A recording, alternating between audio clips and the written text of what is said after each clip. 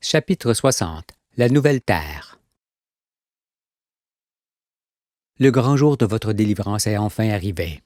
Ne vous frappez donc pas la poitrine en disant « Ah, Père, viens à notre secours », car il vient à votre secours et vous dit « Mon enfant, mange d'abord le pain du ciel que mon Fils te donne, et aie ensuite l'attitude qu'il te demande d'avoir dans cette attente difficile. » Alors j'étendrai ma main sur ta tête pour te protéger du terrible châtiment que je vais infliger au monde. N'agis pas autrement et ne fais rien d'autre que ce qu'il t'ordonne, car c'est pour vous sauver que je l'ai envoyé au milieu de vous. Je lui ai remis ma confiance, et j'ai placé mes paroles dans sa bouche. Va, et ne te retourne pas.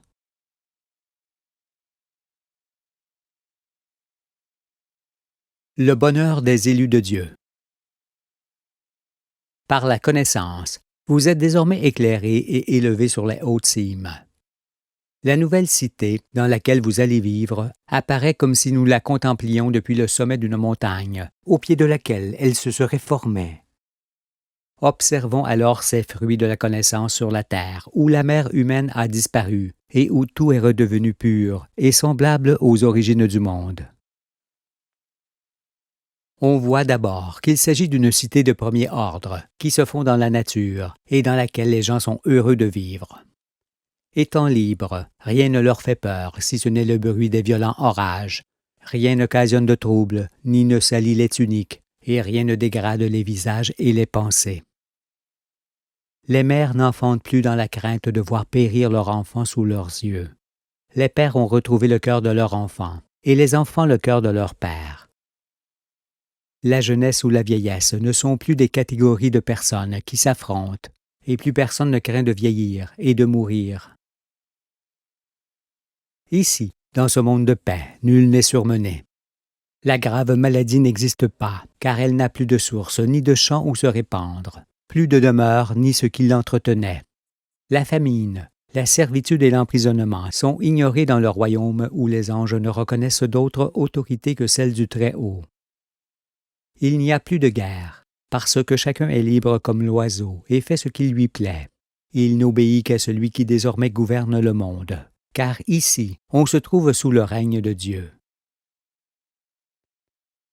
La ville sainte est un joyau, une étoile brillante posée sur le sol, de laquelle émane la gloire du Tout-Puissant.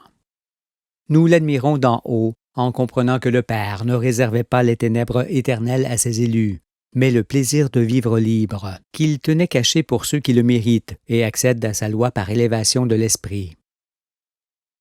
Personne ne se lamente, car la vie du sanctuaire est le déroulement des jours paisibles.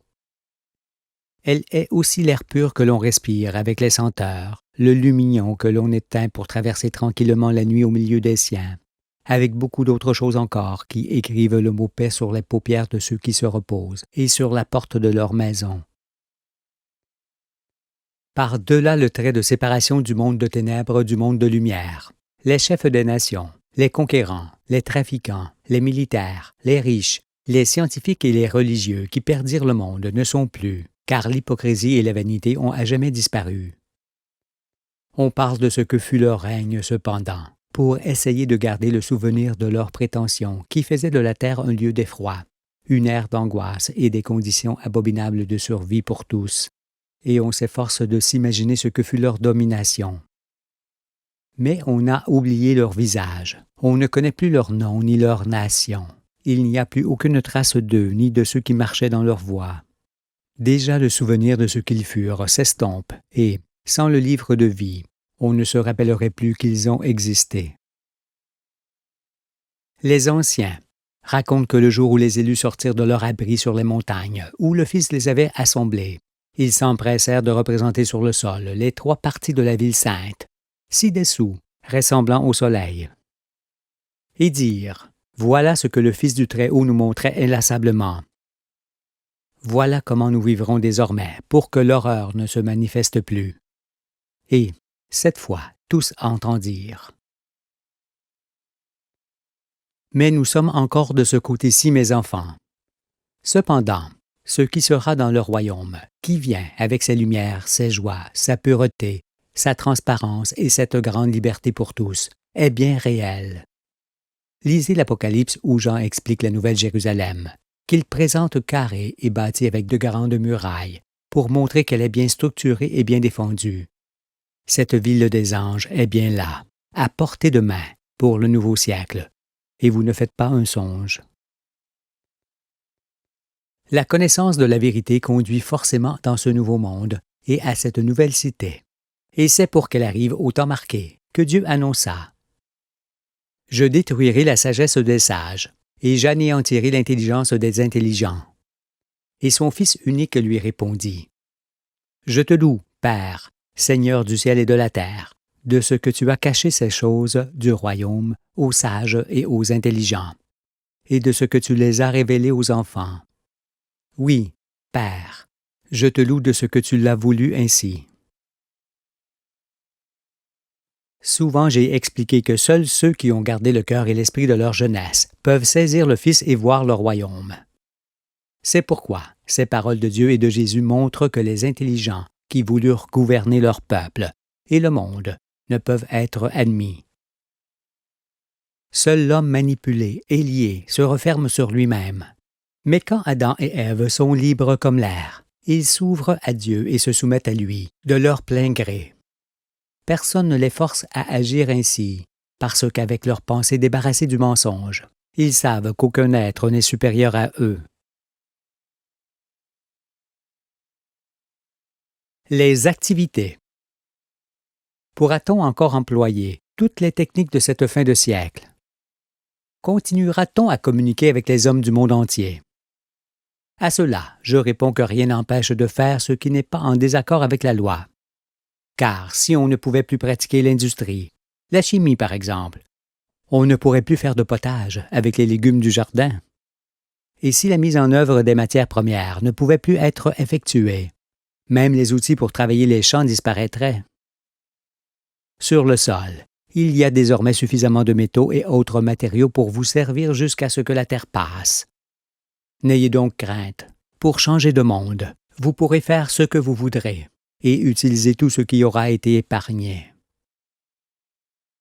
Cependant, méfiez-vous de cette espèce de frénésie technologique qui vous frappait dans cette fin de siècle, parce que cela conduit invariablement au désastre, comme vous le voyez.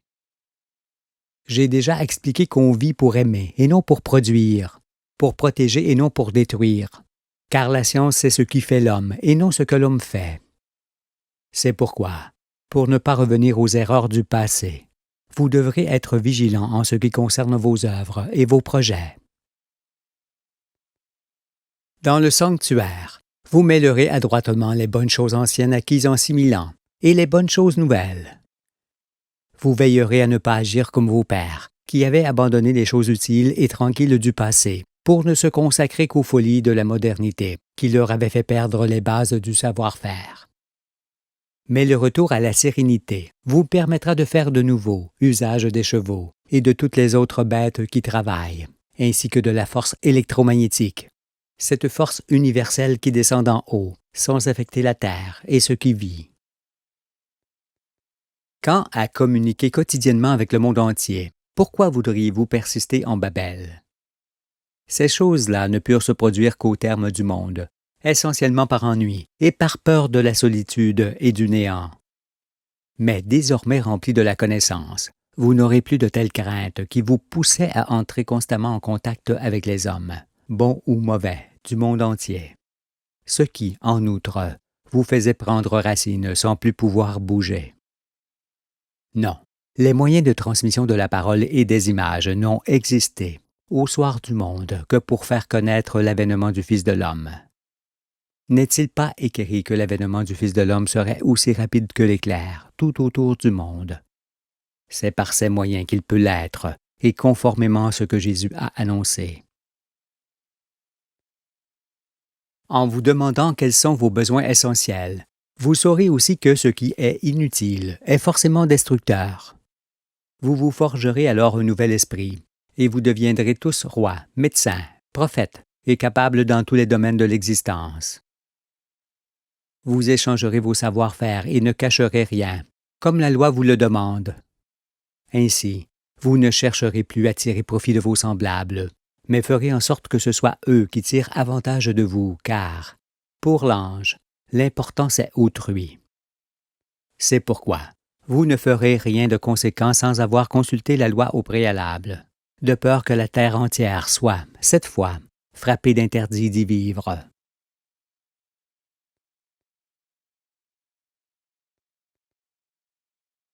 L'accomplissement de la prédiction. Mais ne craignez pas, le Père a déjà sauvé le monde par son Fils. Aussi, celui qui bâtira sa maison l'habitera, et nul ne cultivera un champ pour que d'autres profitent de la récolte. Vos enfants resteront près de vous et vous accompagneront durant toute votre existence, qui sera longue désormais, en raison de la pureté originelle retrouvée. Craignant Dieu et l'aimant de tout votre cœur et de toute votre pensée, vous garderez l'esprit de votre jeunesse, et âgé, vous serez toujours jeune. Ah, mon peuple, qu'ils sont beaux tes nouveaux cieux! Je me souviens de cette parole de Dieu, exprimée par Ésaïe, qui doit requérir toute votre attention. Car je vais créer de nouveaux cieux et une nouvelle terre. On ne se rappellera plus les choses passées. Elles ne reviendront plus à l'esprit. Réjouissez-vous plutôt et soyez toujours dans l'allégresse, à cause de ce que je vais créer, car je vais créer Jérusalem pour l'allégresse, et son peuple pour la joie. Je ferai de Jérusalem mon allégresse, et de mon peuple ma joie. On n'y entendra plus le bruit des pleurs et le bruit des cris. Il n'y aura plus ni enfants ni vieillards qui n'accomplissent leur jour, car celui qui mourra à 100 ans sera jeune, et le pécheur âgé de 100 ans sera maudit. Ils bâtiront des maisons et les habiteront. Ils planteront des vignes et en mangeront le fruit. Ils ne bâtiront pas des maisons pour qu'un autre les habite. Ils ne planteront pas des vignes pour qu'un autre en mange le fruit. Car les jours de mon peuple seront comme les jours des arbres, et mes élus jouiront des œuvres de leurs mains. Ils ne travailleront pas en vain, et ils n'auront pas des enfants pour les voir périr, car ils formeront une race bénie de l'Éternel, et leurs enfants seront avec eux. Avant qu'ils m'invoquent, je répondrai. Avant qu'ils aient cessé de parler, j'exaucerai. Le loup et l'agneau paîtront ensemble. Le lion, comme le bœuf, mangera de la paille, et le serpent aura la poussière pour nourriture. Il ne se fera ni tort ni dommage sur toute ma montagne sainte, dit l'Éternel. Dans cette parole du Tout-Puissant, on voit toute la loi. On y remarque la délivrance et la longévité. On y trouve la joie de vivre et le bonheur de l'Éternel qui, ici, ne se repent plus d'avoir formé l'homme, mais qui, au contraire, est heureux de l'avoir créé.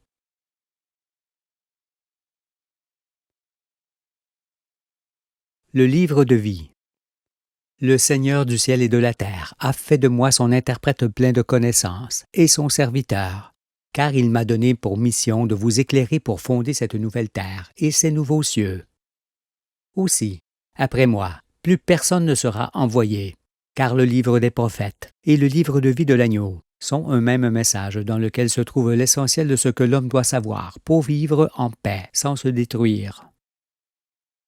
N'attendez donc plus personne. J'étais le dernier des prophètes à venir pour être le premier-né de Sion et le farouche défenseur de ses frères. Je vous ai fait passer par l'eau et le feu, le froid et le chaud, pour vous éveiller, et qu'il vous apparaisse que tous les chemins conduisent aux 3 parties de la ville sainte du royaume. Je vous ai ainsi montré toute la vérité, sans me soucier de ceux qu'elle blesse. Je n'ai fait que ce que Dieu m'a ordonné. Je vous ai tout dit, je n'ai rien caché. Toutefois, je vous conseille de lire à nouveau le livre, pour mieux saisir ce qui est expliqué. Et faites-le autant de fois que vous le pourrez, pour ne rien perdre du pain du ciel. Vous n'en mangerez jamais de trop, car chaque fois que vous en mangerez, vous grandirez toujours plus, jusqu'à devenir géant. C'est pourquoi, dès que le livre parviendra à votre connaissance, soyez ouverts aux choses nouvelles qui sont écrites et depuis longtemps prédites. S'agissant de l'accomplissement de la parole de Dieu annoncée, je vous demande de ne rien lui ajouter. de ne rien lui retrancher, de ne pas le fractionner et de respecter le sens des mots originels en le traduisant. Pour ne pas être frappé par la colère de l'Éternel, vous ne devez, sous aucun prétexte, modifier les textes, les figures et leur ordre. Et puis sachez que si j'ai écrit ce livre par ma seule volonté, comme quelques-uns l'affirmeront, vous pourrez aisément l'ignorer et l'engloutir. Mais s'il est écrit du doigt de Dieu, vous ne pourrez nullement y parvenir. Interrogez donc les choses du ciel, la terre, les Écritures et les activités humaines. Elles vous diront si je suis ou si je ne suis pas celui qui est annoncé pour la fin des siècles. Dans l'Écriture, un signe m'est donné pour que je sache à quel moment je dois mettre l'arche à la mer. Et voici, de la part de l'Éternel, le signe auquel tu connaîtras que l'Éternel accomplira la parole qu'il a prononcée. Je ferai reculer de 10 degrés en arrière avec le soleil, l'ombre des degrés qui est descendue sur les degrés d'Achaz. Et l'ombre reculera de 10 degrés sur les degrés où elle était descendue. Ces degrés sont des jours. Il faut par conséquent faire reculer de 10 jours, la fin de l'année, pour la placer au solstice d'hiver. Et tout rentre dans l'ordre. Le jour de la naissance du Fils, ainsi que le commencement de l'année du nouveau siècle. Cela signifie que je dois remettre le livre au monde le 15e jour du dernier mois de la dernière année de ce siècle, qui est le jour de ma venue au monde, ainsi que celui de mon avènement. Et ce sera fait. Voilà, je vous ai appris que le royaume des cieux, qui s'entend sans autorité, sans puissance, sans domination et avec la seule loi de Dieu, pour tous les peuples sous le soleil, accueille désormais le monde de la terre. Nous demeurons ensemble quoi qu'il arrive, et si quelques-uns des élus périssent, c'est qu'ils ne m'auront pas écouté. Nous avons vaincu Satan et la mort pour toujours.